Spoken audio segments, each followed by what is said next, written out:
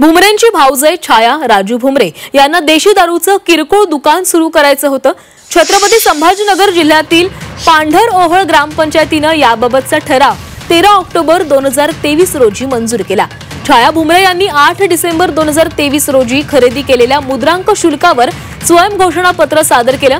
त्याच दिवशी उत्पादन शुल्क विभागाच्या अधीक्षकांनी छाया भुमरे यांच्या परवान्याबाबत घेतलेला ठराव वैध आहे का याची विचारणा करणारं पत्र गंगापूर गटविकास अधिकाऱ्यांना दिलं। त्यांनी त्याच दिवशी हा अर्ज वैध असल्याचं टपालानं कळवलं। या अर्जावर अतिशय झटपट म्हणजेच दुसऱ्या दिवशी 9 डिसेंबर 2023 रोजी राज्य उत्पादन शुल्क उपअधीक्षकांनी समक्ष जबाब घेतल्याची स्वाक्षरी केली। विशेष म्हणजे त्याच्या 8 दिवसांपूर्वीच छाया भुमरे यांनी 1 डिसेंबर 2023 रोजी मुंबईतल्या ओशिवरा विलेज मधील डिसोजा बारचा नूतनीकरण केलेला परवाना स्थलांतर करण्यासाठी अर्ज केल्यानंतर पुढच्या 8 दिवसात त्यांना परवाना मिळाला।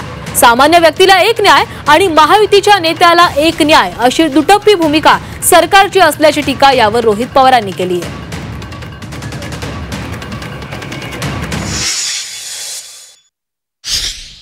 तो हा भेदभाव नेत्यांचं काम असेल तर सुपर फास्ट होतं आणि सामान्य लोकांचं काम असेल तर तुम्ही कतार में आहात, तुम्ही थोड्या हातामध्ये बॅगा घेऊन या, थोडंसं तुम्हाला काही लोकांचे हात गरम करावे लागतील अशी सामान्य लोकांची परिस्थिती आहे। पण नेत्यांसाठी सुपरफास्ट प्रवास हा तिथे चालतो।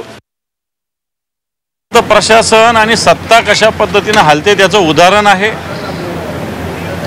पहिली गोष्ट तर एवढे दारू परवाने त्याचे मार्केटमध्ये काय रेट आहे ते तपासले पाहिजे। एक दारूचं दुकान 5-5, 6-6, 10-10 कोटी रुपये पण मिळतं आणि असे दारूचे दुकानाचे परवाने भुमरे साहेबांना मिळालेले आहेत। आता हे भुमरे साहेबांना मिळाले, बाकीच्यांनी मागितले तर ते मिळणार नाही। बरं मिळाले तरी त्याला प्रशासनातले अधिकारी 1-1 वर्ष खेट्या घालायला लावतात, चक्रा मारायला लावतात। भुमरेंना एका दिवसात अशा पद्धतीने परवानग्या मिळाल्या। मला असं वाटतं हे सगळं सत्तेचा वापर कशा पद्धतीने स्वतःसाठी स्वार्थासाठी करायचा याचं एक उदाहरण आहे।